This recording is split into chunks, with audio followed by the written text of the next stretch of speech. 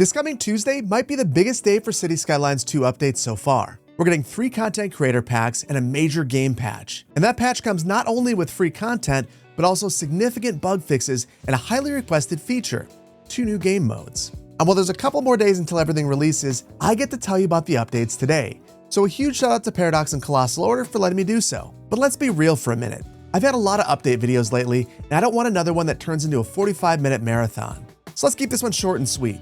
And I'll follow it up with a live stream where we take a look at the new content creator packs and the new build. Let's throw on a 10-minute timer and I'll try to tell you everything about these major updates within that time. Let's begin with the 3 content creator packs. First up is Dragon Gate by Emperor Lai. This pack gives you the tools to create a stunning Chinese-inspired market quarter right in your community. That's right, if you've ever wanted to create your own Chinatown, now you can. The pack includes 2 absolutely iconic Chinese gates, 1 new signature building, the Grand Dynasty Hotel, a Chinese temple, and a Chinese high school, which can be upgraded with an extension wing. It also adds a new low-density business zone. What's great about this zone is that there are different models for all 5 building levels, with 45 assets in total. The assets are fantastic, especially at night, and I think that you could combine them with some of the Asian region packs to create other Asian-inspired city districts.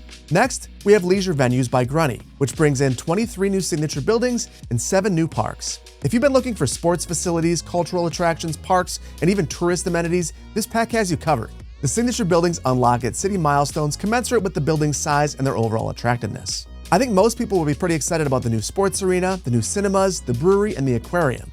The parks are large indoor-outdoor venues, unlike anything else found in the game. There's even a multi-sport park complex, complete with what looks like a hockey arena. And though this pack only includes ploppables, much like modern architecture, I believe this one's going to be a highly used asset pack. And the final pack is Mediterranean Heritage by Zarix.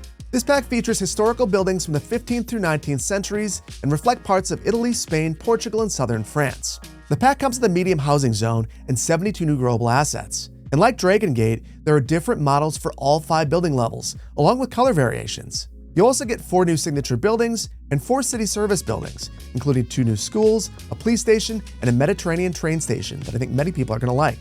I think this pack will be invaluable for anyone looking to create a Mediterranean-inspired city. Additionally, the packs are highly recolorable, giving them flexibility for a wider variety of builds. Let's move on to the base game update. This update's called the Anniversary Patch, and it includes 10 new parks. While 4 of these parks might feel a little bit niche, the other 6 are great additions. However, I wish there were color variations for these parks, because as they are, they're pretty bright, and they feel more like unique buildings than standard parks. But let's be real, the new parks aren't the highlight of this patch. The biggest change you'll notice when you start a new game is the introduction of 2 game modes, Easy and Normal.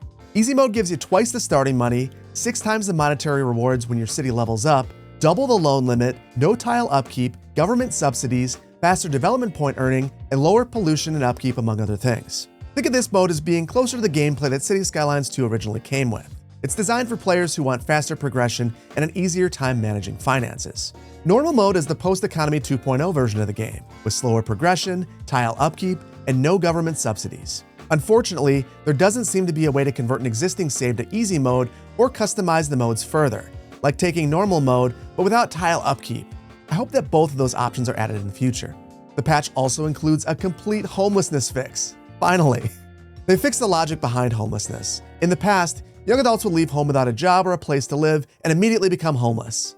In this new version of the game, newly minted adults would need a job and money before they leave their parents' house, and they'll need to save up, just like in real life.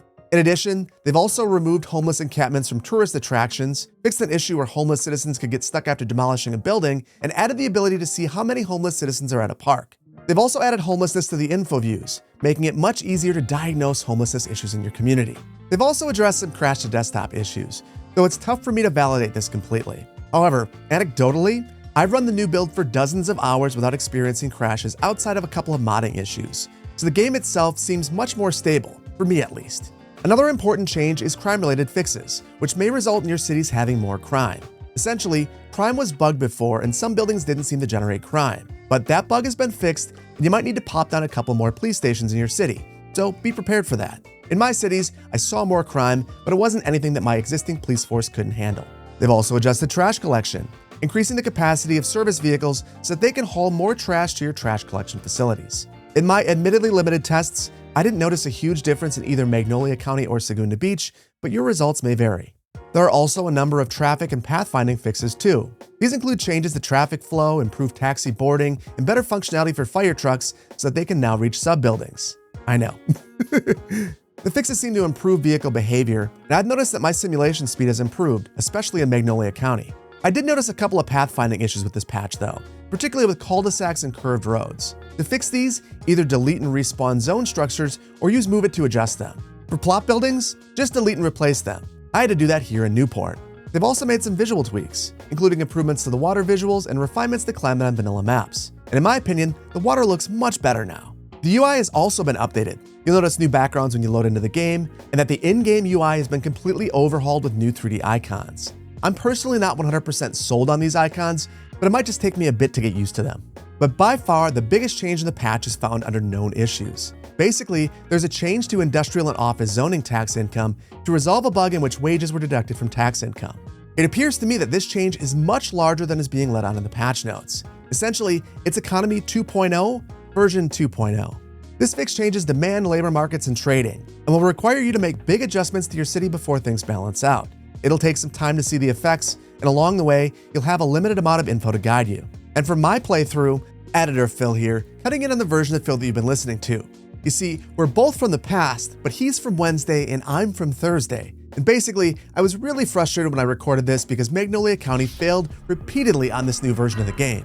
But thankfully, I documented my struggles, shared them with Colossal Order, and they found a significant bug that was causing the issue I was facing. And they plan to hotfix the problem when the patch is released. So that kind of invalidates what I was about to say, and it's also the reason that I didn't record a Magnolia County video to release today as I had originally planned. But let me say this, the patch contains what feels like significant changes to the simulation. For instance, when you load into an existing city, you'll immediately notice that company profitability resets. Over the next few months, you'll see a gradual reset of your companies overall. Some companies will move out of town, others will relocate within your town, new businesses will pop up, and some will cluster together. I think you'll want to be patient for at least a few months while this plays out. Then, you'll need to quickly respond to issues as they come up. When I was originally testing the original version of the 1.2.4 F1 patch, I noticed a huge need for warehousing.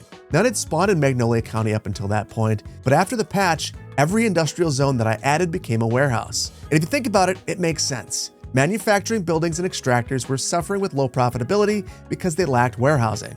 And once I added the warehouses, profitability turned around. Now, this does highlight that I really hope that we get more control over industry in the future, but for now, it does seem to be responding to challenges in your build. But that's just a small sample of what I experienced, because again, I encountered a pretty significant bug which caused Magnolia County's downfall multiple times. But the good news is that I believe the simulation is now much more responsive than it used to be.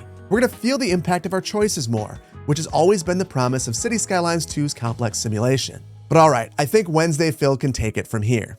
So basically, if you plan on bringing your existing builds through to this patch just like I do, you'll need to be flexible, patient, and you might want to install the 529 tiles mod to remove upkeep while you figure out the new economy. Also, don't be shy about plopping signature buildings. They're free and they go a long way towards fixing your economy.